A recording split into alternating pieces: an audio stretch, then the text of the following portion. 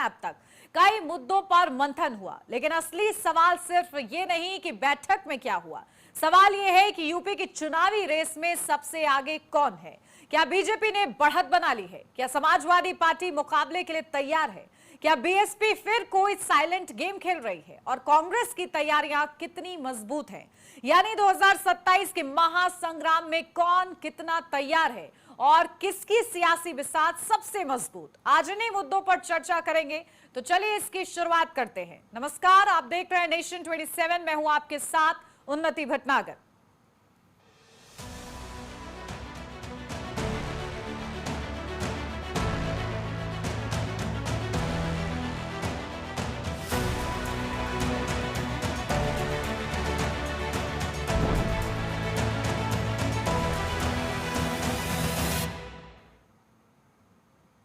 अब देखिए, इधर अखिलेश यादव भी लगातार मैदान में डटे हुए हैं। मायावती अपनी रणनीति साध रही हैं और कांग्रेस भी संगठन को खड़ा करने की कवायद में जुटी है। देखा जाए तो अभी भी बीजेपी खेमे में हलचल ज्यादा दिख रही है। उधर सपा ने भी सरकार की रफ्तार पकड़ने की पूरी कोशिश की है, लेकिन ये चुनावी तैयारियां ही बताती हैं कि जनता किसकी ओर झुकेगी। आज इसी पर करेंगे साक्षात्कार, लेकिन उससे पहले देखिए हमारी ये बेहद खास रिपोर्ट।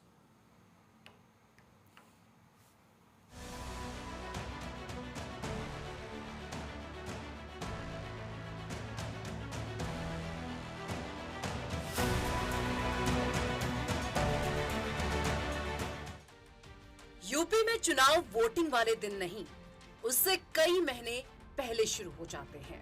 2027 अभी दूर है, लेकिन सियासी तैयारियां तेज हो चुकी हैं। आज लखनऊ में बीजेपी ने संगठन की बड़ी बैठक की। संदेश साफ था, हर कार्यकर्ता एक्टिव हो, हर बूथ मजबूत हो और 2027 की तैयारी में कोई कमी ना रहे। बैठक में बूथ से लेकर जिले तक संगठन को मजबूत करने पर जोर दिया गया। कार्यकर्ताओं को ज्यादा से ज्यादा लोगों तक पहुंचने, सरकार के काम गिनाने और हर इलाके में पार्टी की पकड़ मजबूत करने का संदेश दिया गया। यानी बैठक संगठन की थी, लेकिन पूरा फोकस चुनाव पर था। बीजेपी की पहली बड़ी ताकत उसका संगठन माना जाता है। यही वजह है कि पार्टी चुनाव से पहले ही हर बूथ को मजबूत करने में जुट गई है। 2024 के लोकसभा चुनाव के बाद पार्टी कोई ढील नहीं देना चाहती, इसीलिए तैयारियां अभी से शुरू हो गई हैं। देखिए, मैं समाजवादी की सोच के लिए मैं बस यही बोल सकती हूँ कि समाजवादी पार्टी के पास कोई भी मुद्दा नहीं है, कोई एजेंडा नहीं है उत्तर प्रदेश में काम करने के लिए। इसलिए जो सरकार काम कर रही है, जो आम जनता के हितों के लिए जो काम कर रही है, तो कहीं ना कहीं समाजवादी इस चीज़ को पचा नहीं पा रही है और इसलिए आज प्रथम आगमन पर इस तरह की टिप्पणी की जा रही है। और इस टिप्पणी में मैं यही कह सकती हूँ कि जिस तरह से भाजपा सरकार ने आम पब्लिक के लिए काम किया है, उससे आम पब्लिक बहुत खुश है और इनके पास कोई मुद्दा नहीं है। उधर समाजवादी पार्टी भी पूरी ताकत से मैदान में है। अखिलेश यादव लगातार सरकार को घेर रहे हैं, पीडीए का मुद्दा उठा रहे हैं और 2027 की लड़ाई के लिए माहौल बनाने में जुटे हैं। लेकिन सवाल ये है, क्या सपा का संगठन भी उतना ही मजबूत है जितनी उसकी राजनीति? इस तरह की परंपरा और संस्कृति न राजनीति में लाए कि विपक्ष में अगर कोई चला गया तो उस पर हमला करें। ये लोकतंत्र के लिए खतरा है, हमारे देश के लिए खतरा है। आज वो पक्ष में है, कल वो भी विपक्ष में होंगे। अपने आप को विपक्ष की जगह रख करके देखें। और जिस मुख्यमंत्री जी की अपने यूपी की भाषा तो सुनी होगी आपने। एक पीड़ित माँ, परिवार के लोग जब गए तो क्या भाषा थी उनकी। एक जौनपुर की पीड़ित बहन गई तो क्या भाषा थी मुख्यमंत्री। तो जो कैमरे पे ऐसी भाषा बोल सकते हैं, सोचो पीछे उनकी भाषा क्या होती होगी। तो वो अयोध्या जाएं, जहां जाएं, भाषा नहीं सुधरेगी। बीएसपी अब भी यूपी की सबसे रहस्यमय पार्टी बनी हुई है। मायावती ज्यादा बयान नहीं देती, लेकिन चुनाव के वक्त उनकी रणनीति हमेशा चर्चा में रहती है। हालांकि इस बार सबसे बड़ी चुनौती है पुराने वोट और पुराने संगठन को फिर से मजबूत करना। कांग्रेस भी यूपी में नई शुरुआत की कोशिश कर रही है। संगठन को बढ़ाने की कवायद जारी है, लेकिन सबसे बड़ा सवाल यही है कि क्या मेहनत वोट में बदल पाएगी। वो सारे बीजेपी के लिए काम करेंगे और बीजेपी जितना चाहेंगे वो सिर्फ उतना ही बोलेंगे, उससे फालतू की हिम्मत नहीं है। समझ रहे हैं आप? उनकी इतनी हिम्मत नहीं जितना बीजेपी चाहेगी, क्योंकि बीजेपी अब आम आदमी पार्टी को खत्म नहीं करेगी। वो चाहती है ये छोटी छोटी पार्टी रहे, वोट काटें। क्योंकि कांग्रेस की तरफ पूरा देश देख रहा है, तो पूरा देश कांग्रेस की तरफ देखेगा तो बीजेपी खत्म हो जाएगी। तो बीजेपी खत्म ना हो, इसलिए बीजेपी का जो थिंक टैंक है उसने सोच लिया कि छोटी छोटी सी पार्टी को जिंदा रखो। तस्वीर साफ है, बीजेपी सत्ता बचाने की तैयारी में है। समाजवादी पार्टी सत्ता में वापसी की कोशिश में है। बीएसपी अपनी खोई जमीन तलाश रही है और कांग्रेस अपनी जगह मजबूत करने में जुटी है। यानी 2027 का चुनाव अभी दूर है, लेकिन सियासी जंग शुरू हो चुकी है, जिसकी तैयारी जितनी मजबूत होगी, जीत की उम्मीद भी उतनी ही मजबूत होगी। क्योंकि यूपी की राजनीति में चुनाव पहले मैदान में जीता जाता है, फिर मतदान के दिन। और चलिए चर्चा की शुरुआत करते हैं। खास मेहमान हमारे साथ जुड़ गए, सीधा आपको रूबरू कराती हूँ। हमारे साथ राघवेंद्र प्रताप सिंह, प्रवक्ता बीजेपी से जुड़ गए हैं। राघवेंद्र जी, बहुत स्वागत आपका। हमारे साथ देवकी नंदन मिश्रा, मैनेजिंग एडिटर हैं, वो जुड़ गए हमारे साथ। देवकी नंदन जी, आपका भी बहुत स्वागत है। हमारे साथ डॉक्टर एमएच खान, प्रवक्ता समाजवादी पार्टी से जुड़ गए हैं। डॉक्टर एमएच खान जी, बहुत स्वागत आपका भी। रोशन सिंह, प्रवक्ता कांग्रेस पार्टी से हमारे साथ जुड़ गए हैं। रोशन सिंह जी, आपका भी बहुत स्वागत है। इससे पहले कि कोई भी राजनीतिक प्रतिक्रिया मैं लूं, देवकी नंदन जी, सीधा आपके पास आ रही हूं, क्योंकि उत्तर प्रदेश में की सियासत में आपको क्या लग रहा है, कौन कितना एक्टिव अभी नजर आ रहा है ग्राउंड जीरो पर?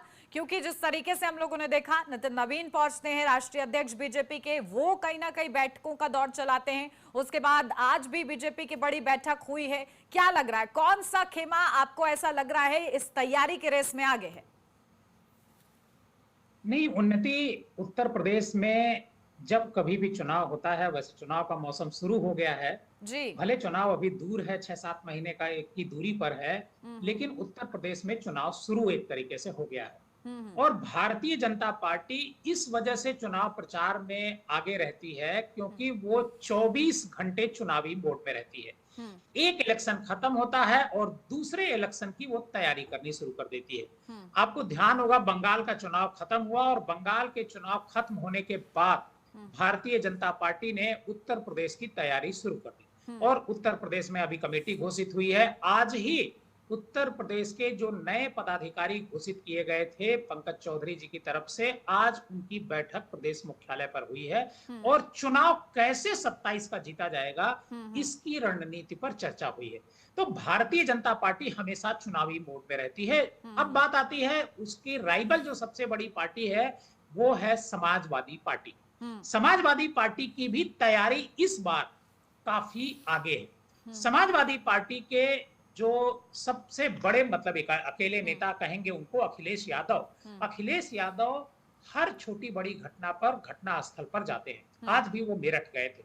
ललिता जो घटना हुई थी मेरठ में, ललिता का मर्डर हुआ था, उस घटना की जानकारी लेने के लिए आज अखिलेश यादव गए थे।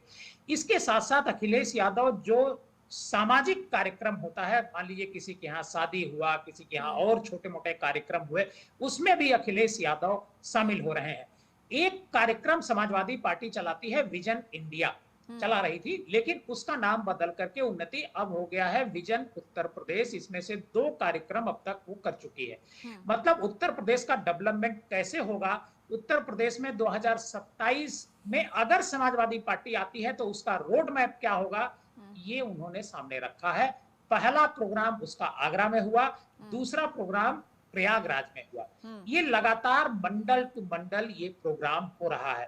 तो समाजवादी पार्टी और बीजेपी ये दोनों एक तरीके से कहेंगे कि चुनावी मोड में आ चुके हैं। हालांकि कांग्रेस का भी अभी कुछ दिन पहले ही उन्होंने प्रभारी राजेंद्र गौतम को बनाया है जी। गौतम साहब जब यहाँ आए तो उन्होंने पूरा फोकस दलित पर किया। कांग्रेस को ऐसा लगता है कि दलित अगर हमारे साथ आता है तो कांग्रेस एक बड़ी ताकत बनकर के उभर सकती है, क्योंकि 2022 में कांग्रेस 3.25% वोट केवल हासिल कर पाई थी। भारतीय जनता पार्टी 41 कुछ % वोट पर थी और 32% से ज्यादा वोट समाजवादी पार्टी को मिला था। तब जब सारी पार्टियां अलग अलग चुनाव लड़ रही थी। इस बार समाजवादी पार्टी और कांग्रेस दोनों का गठबंधन है, तो बीजेपी के लिए एक चुनौती है, इसमें कहीं कोई दो राय नहीं है। बिल्कुल, लेकिन देखिए देवकी नंदन जी, गठबंधन के जो सुर हैं वो आगे तक टिक पाते हैं कि नहीं? क्योंकि चुनाव जब होता है, सीट शेयरिंग का जो फॉर्मूला तय होता है, उसके हिसाब से गठबंधन की क्या मजबूती रहती है, इस पर जान लेंगे। हमारे साथ दोनों ही पैनल में है। ठीक है, डॉक्टर अहमद खान जी, सीधा आपके पास आ रही हूँ, क्योंकि समाजवादी पार्टी किस तरीके से रणनीति सेट कर रही है।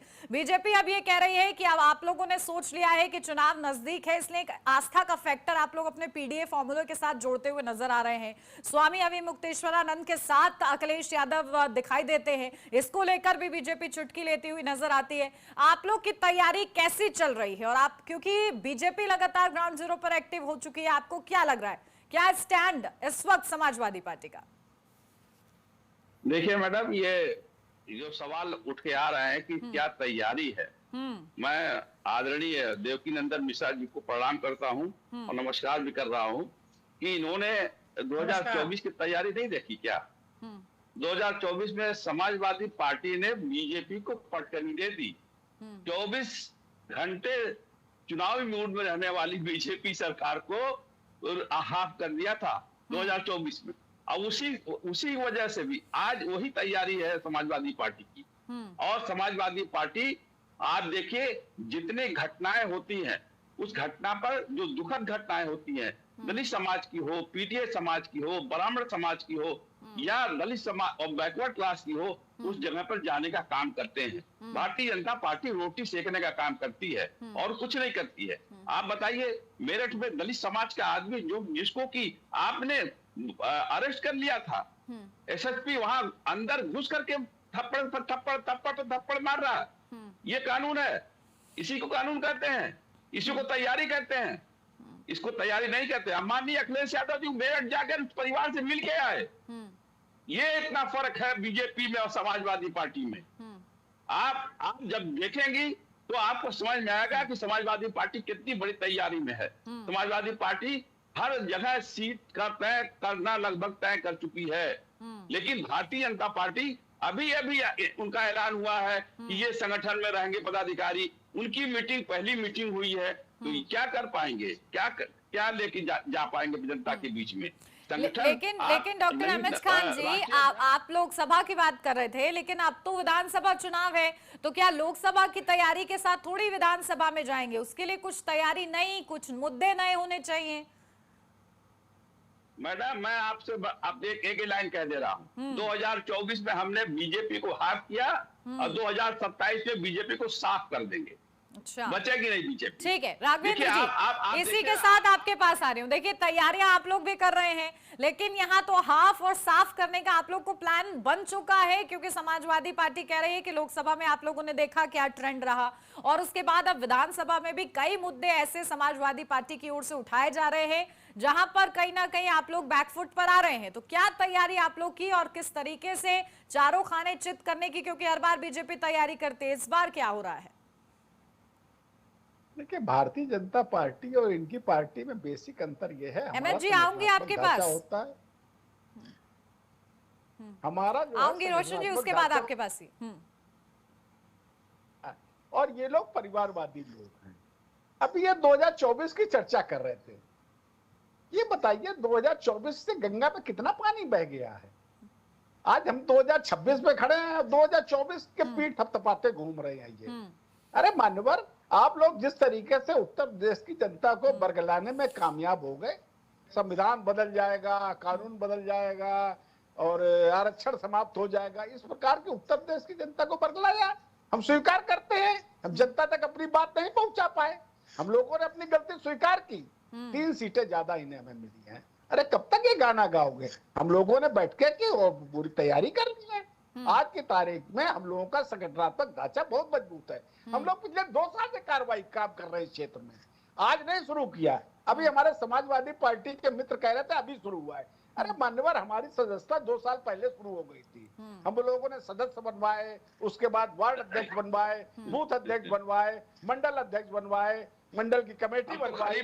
हाल में 6 महीने पहले चयन हुआ, उसके बाद प्रदेश के पदाधिकारी हुआ, प्रदेश अध्यक्ष बन गए हैं।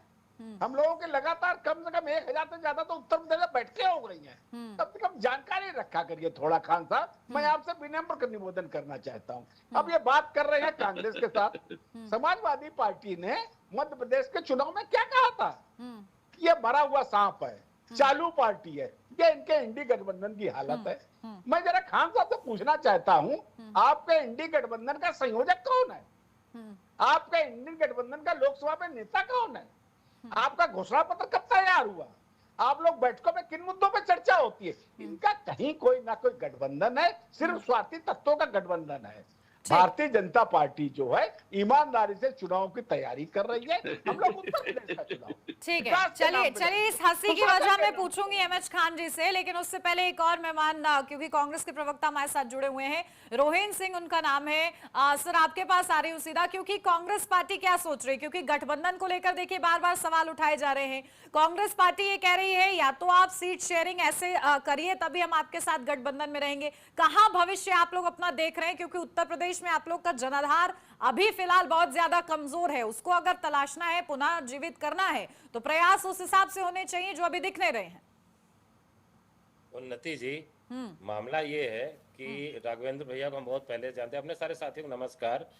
राघवेंद्र भैया है क्या ना कि ये चुनाव भारतीय जनता पार्टी ना लड़ने से पहले हार गई।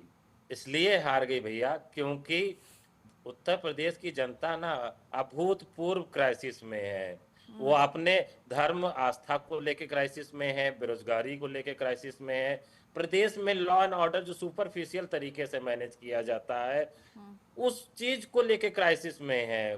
कोई ऐसा दिन गुजरता नहीं जिस दिन प्रदेश में लोग परेशानियों से गुजरते ना हो। लेकिन एक बात समझिए उन्नति जी, बड़ी पॉलिटिकल बात कर रहा हूँ। अयोध्या का मामला जो ऐसा है ना, ये नीट पेपर, अयोध्या, एथेनॉल, ये सब ये ले डुबाई। भारतीय जनता पार्टी चुनाव लड़ने से पहले हार चुकी है। ये नैरेटिव स्पिन होता रहेगा कि सपा लड़ रही है, कांग्रेस आपस में लड़ रहे हैं, संगठन ये हो रहा है, वो हो रहा है, गठबंधन। जिस दिन वोट पड़ेगा, जनता जो वोट डालने जाएगा, दिमाग में सिर्फ 2 तरह के लोग होंगे उस दिन वोटर में। एक वो होगा जो सच के साथ खड़ा होगा, जो न्याय के साथ, नैतिकता के साथ, देश के साथ खड़ा होगा, जो इंडिया गठबंधन को वोट दे रहा होगा। और एक वो होगा जो इस तरह से चोरी, जो भगवान के नाम पे सत्ता में आए 91 से लगातार चोरी कर रहे हैं, उन लोगों को साथ खड़ा होगा। तो ऐसे देश में हमारा देश बहुत न्यायप्रिय और बहुत यूनिक समाज है, बहुत अलग तरीके से सोचता है और भारत की जनता बहुत काबिल है, जानती है। भारतीय जनता पार्टी के चुनाव लेकिन रोहित सिंह जी, बीजेपी कमजोर हो रही है इन मुद्दों की वजह से। इस वजह से क्या कांग्रेस पार्टी आगे बढ़ेगी? मैं पूछ रही हूँ कि कांग्रेस पार्टी अपनी तैयारी कैसे कर रही है? क्या जनाधार वो अपना तलाश रही है? उन्नति जी, मामला ये है, एंटी इनकम्बेंसी होना एक अलग चीज होती है और एक होता है कि मुद्दों पे कांग्रेस मुद्दों की लड़ाई लड़ रही। समाजवादी पार्टी और इंडिया गठबंधन के जो भी हमारे साथी हम विचार लोग हैं वो देश बचाने की लड़ाई लड़ रहे हैं ना। ये तो भारतीय जनता पार्टी उस लड़ाई में पीछे हट रही है, पीछे उसको हम लोग ठेल रहे हैं। हम लोग अपने देश को दोबारा क्लेम कर रहे हैं, अपनी पॉलिटी को, अपनी सोसाइटी को दोबारा इनके चंगुल से बचाने की लड़ाई लड़ रहे हैं ना।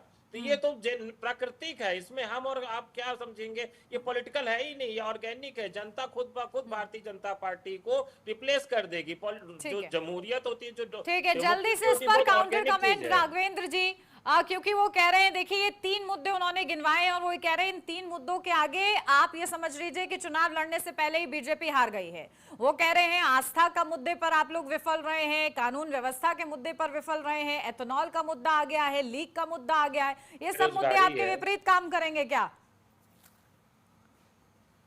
हर मुद्दे पे काम हुआ है। बेरोजगारी की चर्चा कर रहे हैं, राज्य का विषय बेरोजगारी। समाजवादी पार्टी की सरकार रही है, इनके समय में 2017 में बेरोजगारी दर 13% थी। आज की तारीख में बेरोजगारी दर 2.3% है। हम लोगों ने बेरोजगारी के क्षेत्र में काम नहीं किया है क्या? समाजवादी पार्टी के समय इन लोगों ने 5 वर्षों में 90,000 सरकारी नौकरी दी थी और अपनी पीठ थपथपाते हुए बाज नहीं आ रहे हैं। हम लोग 11 लाख सरकारी नौकरी आज की तारीख में दे चुके हैं। हम लोग हर वर्ष रिपोर्ट कार्ड जारी करते हैं। ऐसा नहीं है पहली बार मैं ये बात बता रहा हूँ, हम लोग हर साल जो है जनता के बीच में जाते हैं, हर वर्ष कितना काम किया है वो हम लोग बताने का काम करते हैं। विकास की बात कर रहे हैं, इनके समय में विकास जो उत्तर प्रदेश की विकास दर थी 5.3% की थी। आज की तारीख में उत्तर प्रदेश की विकास दर 11.6% है। अर्थव्यवस्था उत्तर प्रदेश की 9.40 लाख करोड़ की है तीन के समय। आज की तारीख में अर्थव्यवस्था 27.51 लाख करोड़ की है। इनके समय में प्रति व्यक्ति आय 34,044 रुपए की थी मात्र। आज की तारीख में 1,20,000 के आसपास उत्तर प्रदेश में प्रति व्यक्ति आए हैं। मेरे पास सभी आंकड़े हैं। अभी मैं अगर बोलना शुरू कर दूंगा तो ये अभी बगले झांकने लगेंगे ये लोग। हम लोगों ने कोई विकास के क्षेत्र में काम नहीं किया है। उत्तर प्रदेश में देश की 55% एक्सप्रेस है उत्तर प्रदेश में मान्यवर बने हुए हैं। 45% में पूरा भारतवर्ष है, 55% उत्तर प्रदेश में है। हम लोगों ने 10 जिलों में मेट्रो चलाने का काम किया है। हम लोग एशिया का सबसे बड़ा एयरपोर्ट उत्तर प्रदेश में है। हम लोग उत्तर प्रदेश में 2 एप्स लेकर के आए हैं। किसी समय सरकारी अस्पताल 17 हुआ करते थे, आज की तारीख में 65 उत्तर प्रदेश में सरकारी अस्पताल है। अरे मान्यवर आप कहाँ चर्चा करेंगे हमसे?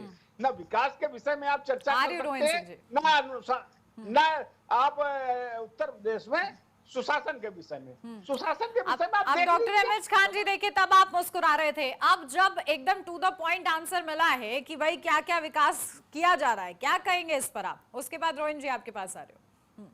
0 ये आंकड़े 0 है, ये कुछ नहीं है। आप जाइए जनता के बीच में ना, पता चलेगा आपको। महंगाई कम हो गई क्या? पेट्रोल का दाम कम हो गया क्या? डीजल का दाम कम हो गया क्या? किसानों को खाद मिल रही है क्या? किसानों की दशा जो आपने बना रखी है, वो किसान जब खेत में, आप 70% से ज्यादा आबादी देहात में रहती है, जब आप जाएंगे तब पता चलेगा आपको कि आटे पे कफन पे टैक्स इनका 18% है। आटा और कफन 2 चीजें जो है ये बहुत हर आदमी की जरूरत पड़ती है। जब आदमी मर जाता है तो कफन लेता है, और जब जिंदा रहता है तो आटा खाता है, रोटी बना के खाता है। और हीरा पर टैक्स कितना % है?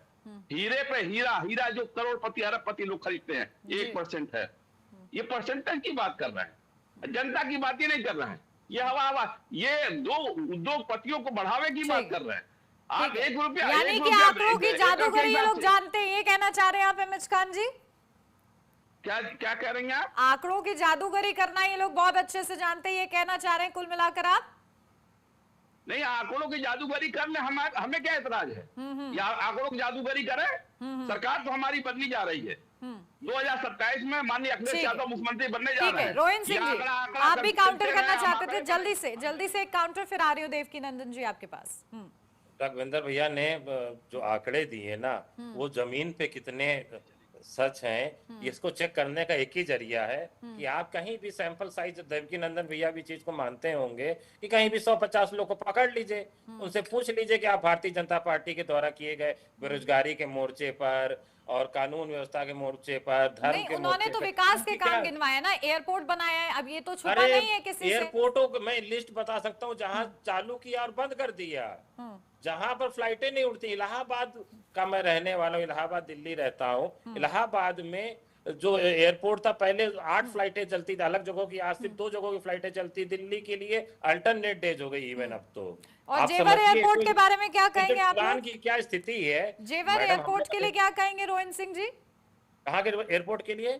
जेवर एयरपोर्ट के लिए, जेवर एयरपोर्ट के लिए उन्नति जी, कितना बढ़िया पॉइंट। आप एकदम बिल्कुल आपने जेन्युइन चीज पूछी। दिल्ली में लोग आज भी इंदिरा गांधी एयरपोर्ट को बुक कर रहे हैं। जेवर एयरपोर्ट बेचारे ओला वाले वहां पे धरना प्रदर्शन कर रहे थे, कह रहे कोई यात्री है नहीं, वो सारे लोगों ने टैक्सियां ले ली, किसी ने कुछ कराया, किसी ने कुछ कराया, बैठे हुए मक्खी मार रहे हैं। वो तो प्लान है ही नहीं ना, ये तो मोहम्मद शाह तुगलक की तरह देश चलाते हैं। इनको दौलताबाद राजधानी शिफ्ट कर देने वाला मामला था। एक शाम उठे कहे नोटबंदी कर देंगे, एक शाम उठे कहे आज ये कर देंगे। वो तो जो मन में आया सपना देखा, सवेरे उठे और बोल दिए कर दिए, और फिर अगले दिन देखा तो पूरा देश में हाहाकार मच गया है। उस नोटबंदी का असर आज तक लोग उबर नहीं पाए। ये क्या मालूम क्या हो रहा है। इंफ्रा पुश दिखाने के चक्कर में जिस तरह से प्रोजेक्ट उड़ान के नाम पे इन्होंने एयरपोर्ट खोले, वो सारे एयरपोर्ट सस्टेन ही नहीं किए, क्योंकि लोगों के पास परचेजिंग पावर नहीं है, टिकट खरीदने की क्षमता नहीं है, फ्लाइटें लॉस में थी, कौन चलाएगा? कोई आखिर में तो चलाने वाली प्राइवेट कंपनी है ना, वो तो सरकार के खर्चे से चलेंगे नहीं, तो उन्होंने अपने ऑपरेशन बंद करते चले गए। यही कहानी पूरे देश की है। पूरे देश में लोगों ने जिस तरह के कष्ट परेशानी से गुजर रहे हैं वो अभूतपूर्व है। मैं जी ठीक है, चलिए ठीक है, देवकी नंदन जी के पास जाऊंगी मैं। उससे पहले राघवेंद्र जी आपके पास आ रही हूँ, क्योंकि देखिए ये कहा जा रहा है कि आप लोगों के पास जादुई आंकड़े हैं जो आप लोग गिनवा तो देते हैं, लेकिन उसका लाभ जनता को कितना मिल रहा है उसकी हकीकत कुछ और है। नहीं, विकास को और यहाँ के आमदनी को बढ़ाएगा और नौजवानों के लिए रोजगार के नए। हेलो, आवाज आ रही है? जी राघवेंद्र जी बोलिए। देखिए, मन बहलाने को ख्याल काफी अच्छा है। घूम फिर के आ जाते हम सरकार बना रहे हैं। अरे हम सरकार बना रहे हैं, अरे 4 बार आपकी सरकारें रही हैं, कुछ 10 उपलब्धियां बता देते। ऐसी उपलब्धियां बताएंगे जो एक सांसद करवा सकता है, राज्य सरकार की नहीं है उपलब्धियां। महंगाई दर केंद्र का विषय होता है। 2004 से लेकर 2014 तक औसत महंगाई दर 8% की थी। आज की तारीख में राष्ट्रीय औसत महंगाई दर जो है 4% की है। तो आंकड़े तो बताने ही पड़ेंगे। अब हम हर गली गली में पूछते घूमेंगे, एक आदमी से पूछेंगे मैंने बताया ना प्रति व्यक्ति आय बताई, बेरोजगारी दर बताई, हम लोगों ने बताया कितनी सरकारी नौकरी दी। उत्तर प्रदेश में आप जनता से गली पूछिए नहीं जाकर घूमेंगे के, भाई, आज की तारीख में जनता ये हमारी गली सरकार नहीं से पूरी घूमेंगे, तरीके से आंकड़ा संतुष्ट है। खेलेंगे। आपके समय में क्या हुआ करता था? घूमेंगे। आपके समय में ये उत्तर प्रदेश में अपहरण उद्योग हुआ करते थे। भैया, हमारे लिए शुभकामनाएं आपकी है। चाहते थे। अब गली हत्या मत बनाए घूमना, जाते थे। गाँव मत जाना, डगर डगर मत ठीक है। जाना। राघवेंद्र जी, एमएच खान जी, आप सभी के पास लौटती हूँ, चर्चा को आगे ले जाएंगे, लेकिन उससे पहले सीधा लिए चलते गोरखपुर। सीएम योगी आदित्यनाथ पहुंचे हुए, क्या कुछ कह रहे सुनवाते हैं। भक्ति के साथ आकर के इस क्षेत्र के विकास को आगे बढ़ाने में लोग अपना योगदान दे पाएंगे। ऐसी ढेर सारी योजनाएं जो आज आई हैं, चाहे आयुष विश्वविद्यालय है, गोरखपुर से पिपराइच को 4 लेन से जोड़ने का कार्य हो, पिपराइच में चीनी मिल हो, या अन्य जितनी भी आंतरिक सड़कें हैं, आईटीआई है, इंटर कॉलेजेज हैं, जहां जहां के प्रस्ताव विधायक जी और सांसद जी उपलब्ध करवाए हैं, वहां वहां पे वे कार्य स्वीकृत करके उन्हें आगे बढ़ाने का कार्य किया गया है। और आज इसीलिए इनकी बधाई देने के लिए मैं वास स्थान पे मां बामन का पूरा आशीर्वाद लेने के लिए भी और आप सबके प्रति अपनी शुभेच्छा व्यक्त करने के लिए मैं आया हूं। ये चीजें दिखाती हैं बहनों और भाइयों कि जब अच्छे लोग चुन करके भेजते हैं, अच्छे परिणाम आते हैं, विकास होता है। विकास होता है तो खुशहाली चुन करके नहीं देती, सभी लोगों के लिए खुशहाली का रास्ता खोलती है, सभी लोगों के लिए खुशहाली का रास्ता खोलती है। और उसी खुशहाली के रास्ते को लेकर के आज ये विकास के ढेर सारे कार्य आज आपके लिए यहां पर उपलब्ध हुए हैं।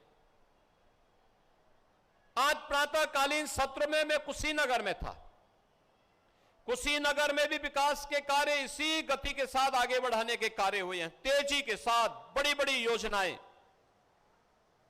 ये केवल भटट और चरगावा विकास खंड के कार्य हैं, अभी पिपराइच का अलग है। यानी विकास ही हमारे वर्तमान को और हमारे उज्जवल भविष्य को अच्छा बनाने वाला है। अगर विकास की इन योजनाओं में कहीं भी सेंध लगे, हम बंटे, तो अब आपसी हमारा विभाजन, जाति के नाम पर बंटने की कीमत वर्तमान और भावी पीढ़ी को चुकानी पड़ेगी। क्योंकि विकास नहीं होगा, फिर लोग ठप कर देंगे। जो एक सिलसिला बना है बहनों और भाइयों, यही तो होता था सत्र के पहले।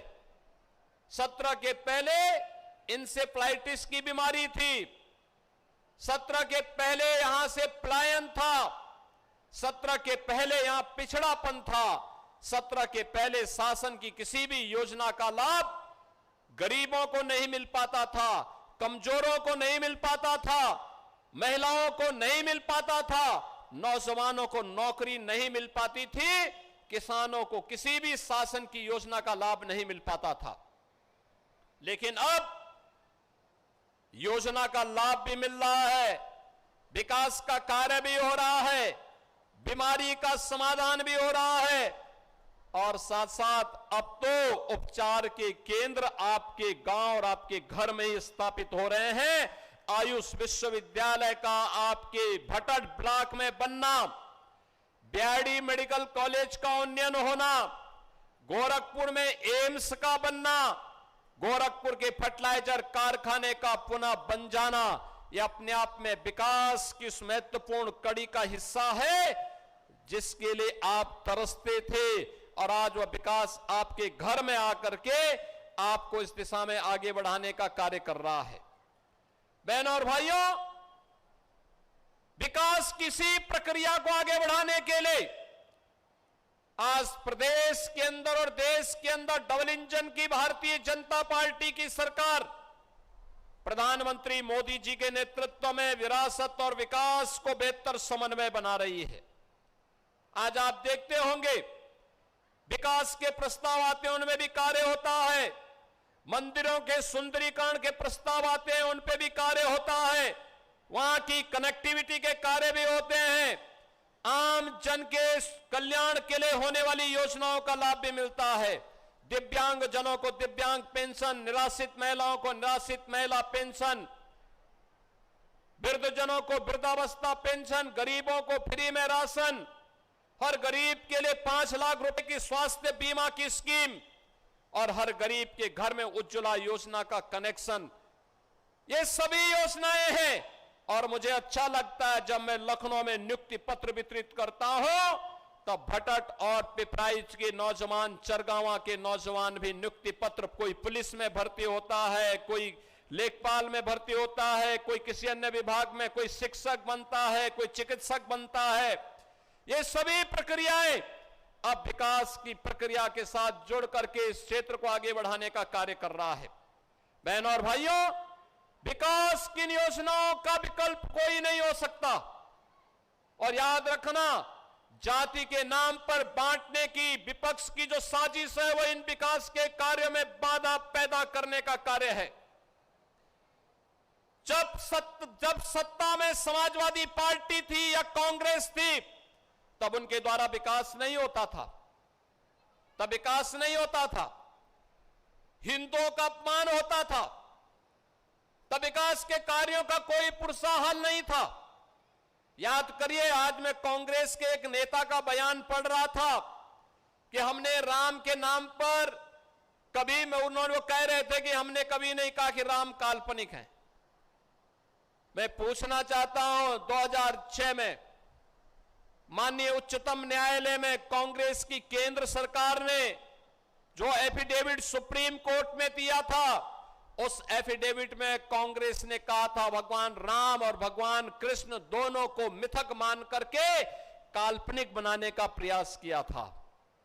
बहनों और भाइयों, हिंदू आस्था के साथ खिलवाड़ करने की जो शरारत कांग्रेस ने प्रारंभ से की, लगातार प्रारंभ की।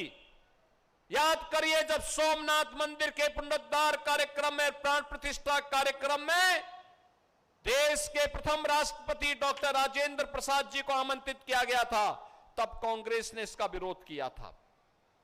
कांग्रेस ने विरोध किया। ये लगातार भारत के मानबिंदुओं को अपमानित करते रहे और समाजवादी पार्टी के बारे में तो कहना ही क्या है। इनका तो इतिहास राम भक्तों के खून से सना हुआ है। इन्होंने भारत की विरासत का अपमान किया है, भारत की आस्था को सदैव अपमानित करने का कार्य किया है। याद करिए कैसे लोग, जब समाजवादी पार्टी की सरकार थी और कांग्रेस की सरकारें हुआ करती थी, कैसे दंगे होते थे, पर्व और त्योहारों को कैसे लोग प्रतिबंधित करते थे, कैसे कांवड़ यात्रा को रोकते थे, कैसे भारत की आस्था को अपमानित करने का काम करते थे। लेकिन आज जब डबल इंजन की भारतीय जनता पार्टी की सरकार मोदी जी के नेतृत्व में विरासत का भी सम्मान कर रही है और विकास के कार्यों को द्रुत गति से आगे बढ़ाने का कार्य कर रही है, तो कांग्रेस और समाजवादी पार्टी इसको पचा नहीं पा रही है। बहनों और भाइयों, आज मुझे प्रसन्नता है कि ये 4 लेन की सड़क की यहां सबसे बड़ी आवश्यकता थी। ये क्योंकि गोरखपुर का सबसे पिछड़ा क्षेत्र माना जाता था। ये आप सोचो, यहां पे एक घाटी का नाम ही चंबल घाटी रख दिया गया था, यानी बीहड़ क्षेत्र माना जाता था। और मुझे विश्वास है अब ये चंबल नहीं बल्कि चमन की घाटी बनेगी। चमन का मतलब एक स्वर्ग बनेगा विकास का, रोजगार की संभावनाएं बनेंगी खूब ढेर सारी, विकास की ढेर सारी योजनाएं आएंगी, विकास द्रुत गति से आगे बढ़ेगा। जहां पर भी इस क्षेत्र में कनेक्टिविटी नहीं थी, जहां बिजली नहीं थी, जहां सुविधा नहीं थी, वहां पर वे सुविधाएं उपलब्ध करवाने का कार्य प्रारंभ कर दिया गया है। और अब यहां के लोगों के लिए कोई दुविधा नहीं। आज पुराने लोगों को मैं देख रहा था, कितनी खुशी थी उनके चेहरे पर, कितनी खुशी चमक रही थी, बच्चों के चेहरे पर खुशी चमक रही थी, उनका भविष्य उज्जवल बन रहा था। और उसी उज्जवल भविष्य को आगे बढ़ाने के लिए आज मैं आपके बीच यहां पर आया हूं। मुझे प्रसन्नता है। ये कार्य इसलिए हो पा रहा है क्योंकि आपने अच्छे जनप्रतिनिधि चुन करके भेजे हैं, अच्छा विधायक, अच्छे ब्लॉक प्रमुख, अच्छा सांसद, और मुझे तो खैर आप हमेशा ही वोट देते रहे हैं। आज उसी की बदौलत है ये विकास के कार्य इतनी तेजी के साथ हो रहे हैं। विकास का सिलसिला इसी प्रकार से आगे बढ़ेगा। ये तो एक कभी आपके सामने एक झांकी है। हम लोग निरंतर इन योजनाओं को करना चाहते हैं, कर रहे हैं। अभी तो बालापाट टिकरिया मार्ग बन रहा है, अभी एक मार्ग और बन रहा है, चूंटहा से लेकर के कोनी तक 4 लेन का हुआ भी है। कोई सोचता ही नहीं था कि इतने छोटे छोटे इतने बड़े बड़े मार्ग बनेंगे। आज ये सभी कार्य हो रहे हैं। यानी इन मार्गों का बनने का मतलब विकास की स्पीड को और यहां की आर्थिक प्रगति की स्पीड को उतनी गति के साथ आगे बढ़ाने का कार्य, और उसको आगे बढ़ाने के लिए आज हम सब आपके बीच यहां पर उपस्थित हुए हैं।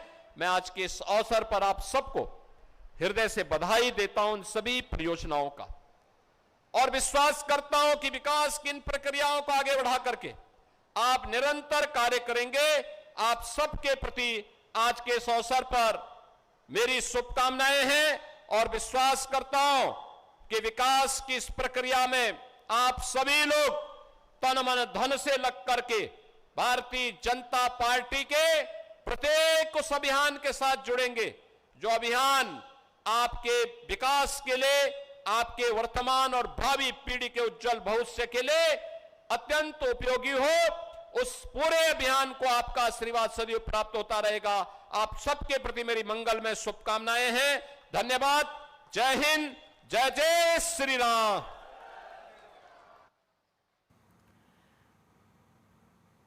तो गोरखपुर से सीएम योगी आदित्यनाथ को आप सुन रहे थे, जहां एक तरफ परियोजनाओं की सौगात उनकी ओर से दी गई है, तो साथ ही साथ उन्होंने समाजवादी पार्टी और कांग्रेस पर जमकर निशाना भी साधा है। जहां कांग्रेस को लेकर उन्होंने कहा है कि इन्होंने शुरुआत से ही आस्था के साथ खिलवाड़ किया है, समाजवादी पार्टी को भी निशाने पर लिया है। फिलहाल यहाँ रुक रहे हैं छोटे से ब्रेक के लिए, जल्द हाजिर होते हैं।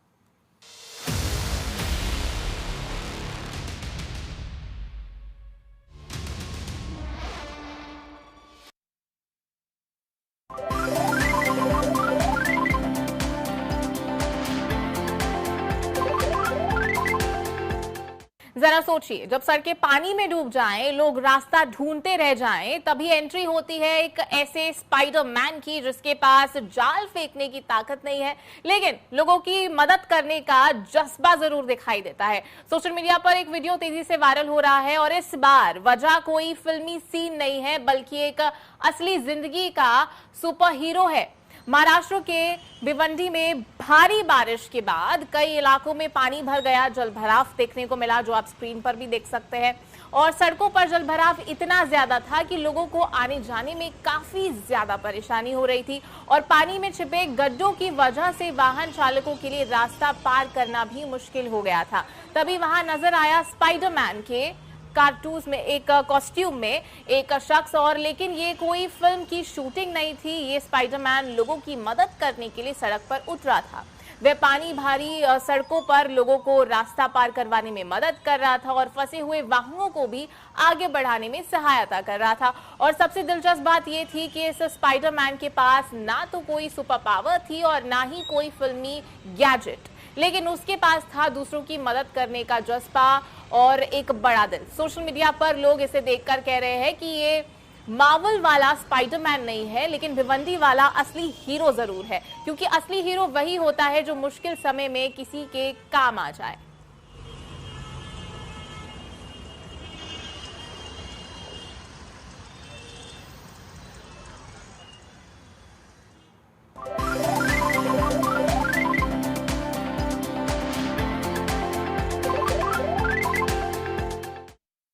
नेशन 27 चैनल के प्रारंभ होने पर मैं बहुत बहुत शुभकामनाएं देता हूं और प्रार्थना करता हूं ईश्वर से कि चैनल शीघ्र ही अपनी खबरों के माध्यम से प्रदेश में लोकप्रियता हासिल करेगा, सरकार की नीतियों को जन जन तक पहुंचाएगा और जनता की दुश्वारियों को सरकार की नजर में लाएगा। बहुत बहुत शुभकामनाएं।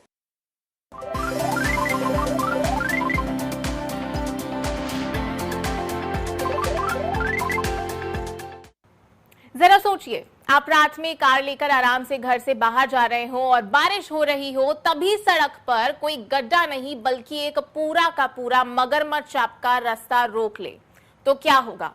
ऐसे ही नजारा महाराष्ट्र में बिरवाड़ी में देखने को मिला। सोशल मीडिया पर एक ऐसा वीडियो वायरल हो रहा है जिसे देखकर लोगों की आंखें खुली की खुली रह गई हैं। महाराष्ट्र के बिरवाड़ी में बारिश के बाद नदी का पानी बढ़ गया और इसी बीच एक विशाल मगरमच्छ सड़क पर घूमता हुआ नजर आया। वीडियो में देखा जा सकता है कि रात के समय कुछ लोग कार से गुजर रहे हैं, तभी उनकी नजर सड़क पर चल रही एक बड़ी सी आकृति पर पड़ जाती है, एक ऑब्जेक्ट पर पड़ जाती है। पहले लगा कि शायद कोई बड़ा पत्थर था या लकड़ी होगी, लेकिन जैसे ही कैमरा पास गया लोगों के होश उड़ गए, क्योंकि सड़क पर कोई आम मेहमान नहीं बल्कि एक विशाल बहुत बड़ा मगरमच्छ था।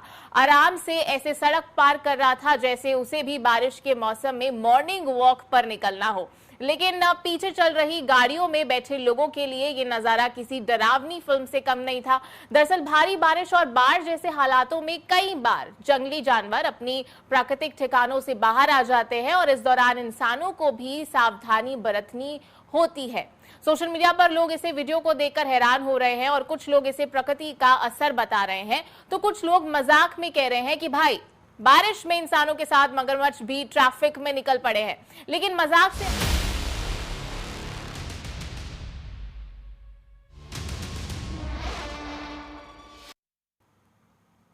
ब्रेक के बाद स्वागत है आपका। बढ़ते हैं आगे, लौटते हैं अपनी चर्चा की ओर, क्योंकि चर्चा हो रही है बेहद ही गंभीर मुद्दे, क्योंकि 2027 की जंग है और रणनीति बदली हुई नजर आ रही है। हर एक खेमे में किसकी कितनी तैयारी है, इस पर बहस चल रही थी।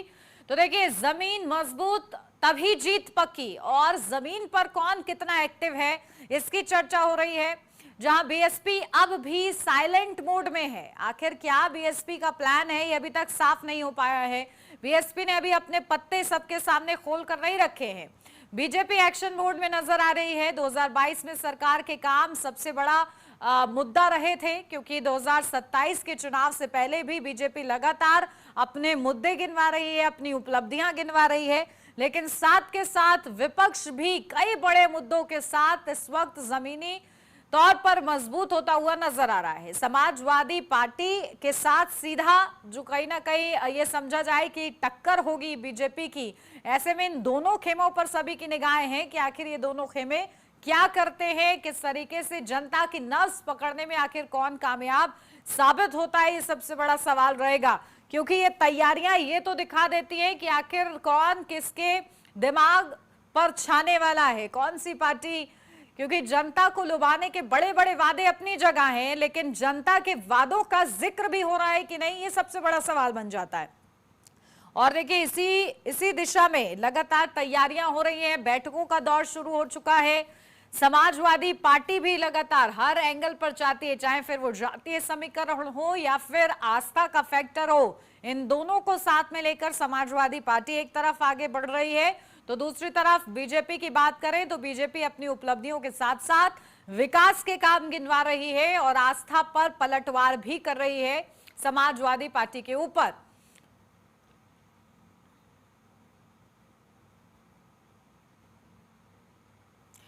तो देखिए आखिर किस तरीके से जो लगातार तैयारियां हो रही है उसका असर कितना पड़ेगा जनता पर, इसी पर चर्चा होनी है। खास मेहमान हमारे साथ बने हुए हैं, सीधा उन्हीं का रुख करते हैं। हमारे साथ बीजेपी के प्रवक्ता जुड़े हुए हैं, समाजवादी पार्टी के प्रवक्ता जुड़े हुए हैं, हमारे मैनेजिंग एडिटर देवकीनंदन मिश्रा हमारे साथ जुड़े हुए हैं। देवकीनंदन जी, सबसे पहले आप ही के पास आ रही हूं, क्योंकि देखिए जिस तरीके से तैयारियों का जिक्र हो रहा है और बड़े बड़े उपलब्धियां गिनवाई जा रही हैं बीजेपी की ओर से, लेकिन समाजवादी पार्टी और विपक्ष खुले तौर से इस पर इनकार कर रहा है और कह रहा है ये सिर्फ जादुई आंकड़े हैं, जमीन पर उतना लाभ नहीं मिल रहा है जितना उसका हौला हो रहा है, यानी कि प्रचार ज्यादा हो रहा है, काम छोटे हो रहे हैं।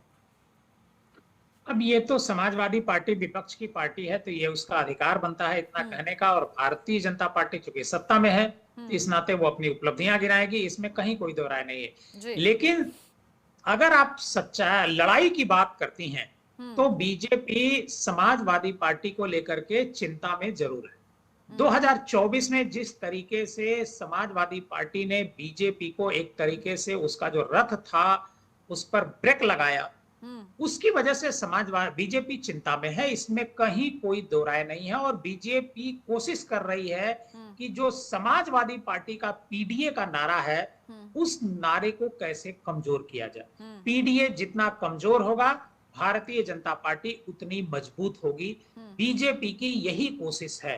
और इसी वजह से जो अभी कमेटी जो बनी है बीजेपी की, उस कमेटी में आप ध्यान दीजिए तो मुझे लगता नहीं है कि सभी जातियों का प्रतिनिधित्व उसमें किया गया है। ये इस वजह से किया गया है ताकि उन जातियों के वोट को हासिल किया जा सके।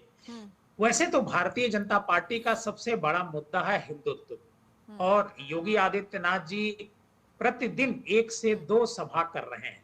कोई दिन गुजरता नहीं है जिस दिन योगी आदित्यनाथ जी की कोई सभा ना हो। इसके अलावा जो प्रदेश अध्यक्ष हैं पंकज चौधरी, वो संगठनात्मक मीटिंग कर रहे हैं। समाजवादी पार्टी में और भारतीय जनता पार्टी में अगर आप तुलना करेंगे तो पता चलेगा कि समाजवादी पार्टी के पास अकेले अखिलेश यादव एक बड़े नेता हैं जो हर जगह उपस्थित रहते हैं, लेकिन भारतीय जनता पार्टी के पास नेताओं की भरमार है। सब बहुजन समाज पार्टी का जिक्र आपने उन्नति किया। बहुजन समाज पार्टी उत्तर प्रदेश में 2022 में करीब 12-12.5% के आसपास वोट हासिल करी थी, और जब इस बार की जो स्थिति है, हालांकि सीटें उनको एक ही मिली थी, लेकिन 2027 में मायावती जी की तैयारी काफी है। मायावती जी अब तक 2 रैली कर चुकी हैं बड़ी, और इसके अलावा वो हर मंडल में एक रैली कर चुकी हैं। वो नहीं कर चुकी मतलब उनकी पार्टी के लोग कर चुके हैं, 2 रैली तो खुद वो लखनऊ में कर चुकी हैं, बड़ी रैली।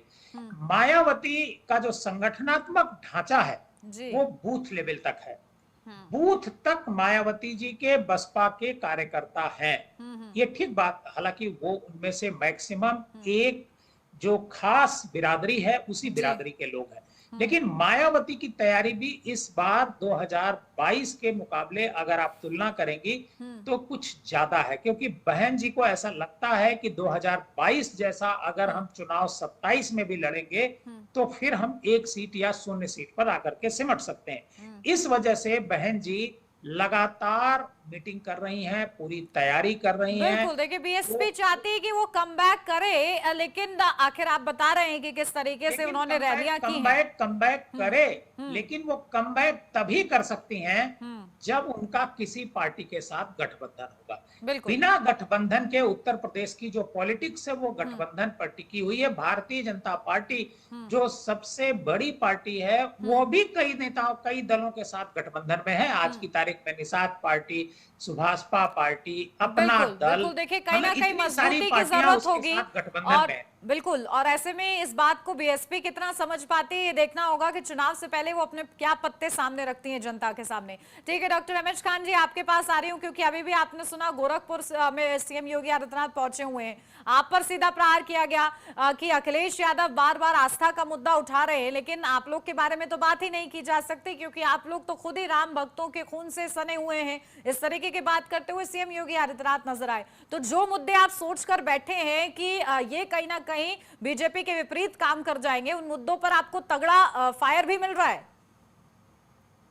नहीं, देखिए, योगी आदित्यनाथ जी अपनी बात कहते कहते लास्ट में आखिर में आ गए हिंदू मुसलमान पर। विकास की बात करते करते हिंदू मुसलमान पर आ गए।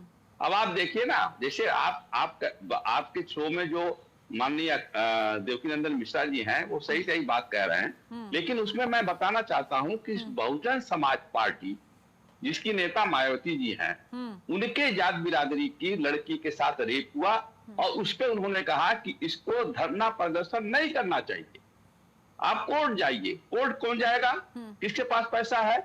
फिर 2 महीने का हो गया मामला और उस पर कोई कार्रवाई नहीं हुई। तो इनका वोट और इनके वोट को देने का मतलब है कि भारतीय जनता पार्टी को जिताने का काम करना है।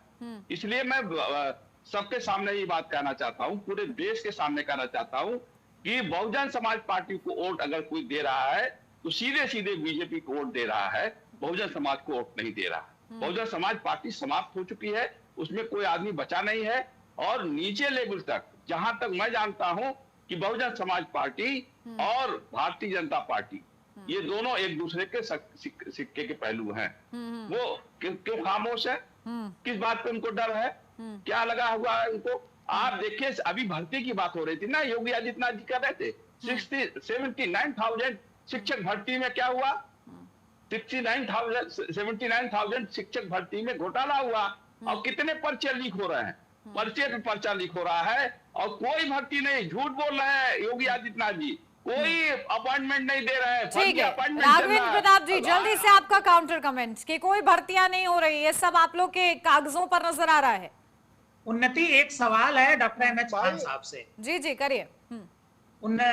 डॉक्टर खान साहब, 2003 में हनुमानगढ़ी पर नमाज पढ़ाने की कोशिश की गई थी। हनुमान जी का इतना बड़ा मंदिर है, उस मंदिर के सामने नमाज पढ़ने की कोशिश कराने की कोशिश की गई थी 2003 में। इस पर समाजवादी पार्टी क्या कह रही है? बिल्कुल, और इस पर देखिए, क्योंकि सीएम योगी आदित्यनाथ ने भी कहा है कि जामा मस्जिद में आप हनुमान चालीसा करवा सकते हैं क्या, जो आप लोगों ने हनुमानगढ़ी में वहां पर करवा दी थी नमाज अदा, ये चैलेंज दिया उन्होंने। देवकीनंदन जी, आपकी मैं बहुत रिस्पेक्ट करता हूँ।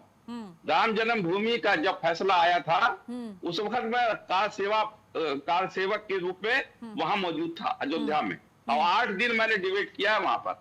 और जब राम जन्मभूमि का फैसला आया और जब इसका स्वागत सारे देश के लोगों ने किया, तो हमने भी वहां खड़े होकर स्वागत किया था।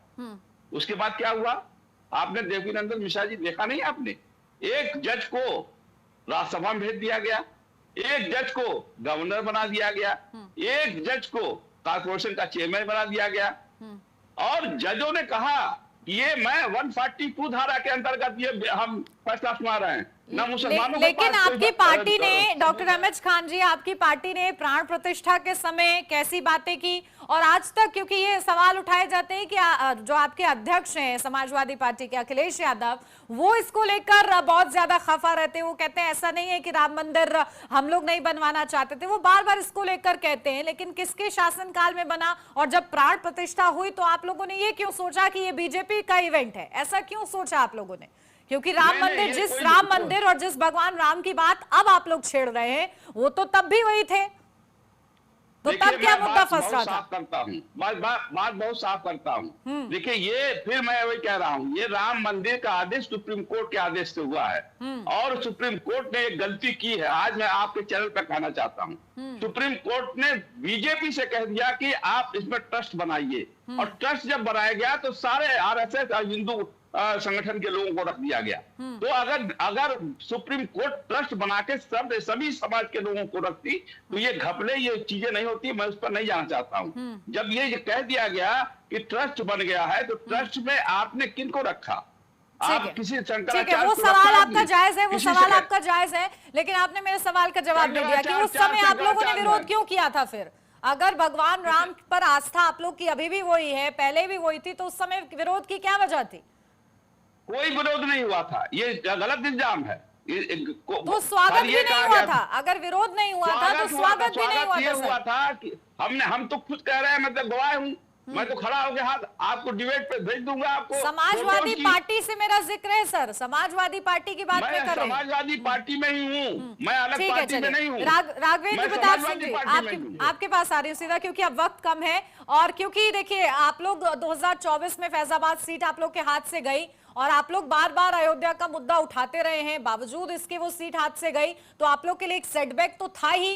अब आने वाले समय में एक और मुद्दा आप लोग के सामने खड़ा है जिसमें आप लोग की जवाबदेही बनती भी है। तो ऐसे में क्या आपको लग रहा है कि 27 में क्लीन स्वीप कर पाएंगे क्या? क्योंकि आप लोग यही समझ रहे हैं कि रास्ता एकदम क्लियर है। देखिए, सबसे पहले तो मैं एमएच खान की बात का जवाब देना चाहता हूँ। मुझे याद है जब प्राण प्रतिष्ठा हो रही थी तो लोकसभा में संपूर्ण पक्ष काले कपड़े पहन करके राम जन्मभूमि का विरोध कर रहा था। ये कह रहे विरोध नहीं कर रहे थे, और का विरोध करने का तरीका होता है। आज तक अखिलेश यादव राम जन्मभूमि मंदिर जाने में समय नहीं मिला, जबकि अयोध्या सैकड़ों बार जाते हैं, बताते मैं अपना पर्सनल मंदिर बनवा रहा हूँ, वहां जाएंगे। अरे मान्यवर, आप लोग जो है राजनीति जिस तरीके से करते हैं, उत्तर प्रदेश और देश की जनता भली प्रकार से जानती है। आप लोग जो चुनाव आ गए हैं तो आप लोग मंदिर जाने लगे हैं, भंडारे में पूरी कचौड़ी खाने लगे हैं। आप लोगों के खाने के दांत अलग, खाने के दांत अलग है। भारतीय जनता पार्टी को आप लोग अखफोड़वे की भूमिका में रखे हुए हैं कि भारतीय जनता पार्टी, यानी कि कुल मिलाकर ये समझा जाए कि 27 के चुनाव से पहले एक बार फिर से राम मंदिर जो है सेंटर मुद्दा बन चुका है आप सभी पर चर्चा करने के लिए। 10 सेकंड दे दीजिए, 10 सेकंड। माफी चाहूंगी, मेरे पास समय नहीं है सर, लेकिन ये 10 सेकंड। ठीक है डॉक्टर एमएच खान जी, 10 सेकंड। शंकराचार्य लोगों से पूछ लेना कि 4 शंकराचार्य कितने शंकराचार्य गए राम जन्मभूमि पे, ये हिम्मत हो तो पूछ लीजिए शंकराचार्य से। शंकराचार्य जी कह रहे हैं कि वो बीजेपी और आरएसएस का अड्डा है, वहां तो कोई गया ही नहीं। ठीक है, आप स्वामी अभी मुक्तेश्वरानंद की बात कर रहे हैं ना सर? आप स्वामी अभी मुक्तेश्वरानंद की बात कर रहे हैं ना? बस नहीं, मैं चारों शंकराचार्य की बात कर रहा हूँ। कौन शंकराचार्य गया? ठीक है, चलिए। कह दिया आपसे, बताइए कौन शंकराचार्य गया? किसने कह दिया आपने चारों शंकराचार्यों का बयान है? इस विषय को ज्यादा आगे बढ़ बनाइए। उद्घाटन किया शंकराचार्य ने, उद्घाटन किया क्या? शंकराचार्य ने उद्घाटन किया क्या मंदिर का? शंकराचार्य ने झंडा फहराया क्या? ठीक है, चलिए अब आप लोग की बात से ये स्पष्ट हो गया है कि 27 के चुनाव से पहले आप लोग की तैयारी अपनी जगह है और राम मंदिर का ये मुद्दा अपनी जगह है, जिसको आपका कोई भी राजनीतिक दल का कोई भी खेमा हो वो छोड़ना नहीं चाहता है। फिलहाल इसको लेकर जनता क्या सोचती है और क्या अपनी राय देती है, उसके लिए थोड़ा सा इंतजार करना होगा। फिलहाल इस चर्चा मेरे साथ बस इतना ही, खबरों का सिलसिला आगे भी जारी रहेगा। आप बने रहिए नेशन 27 के साथ।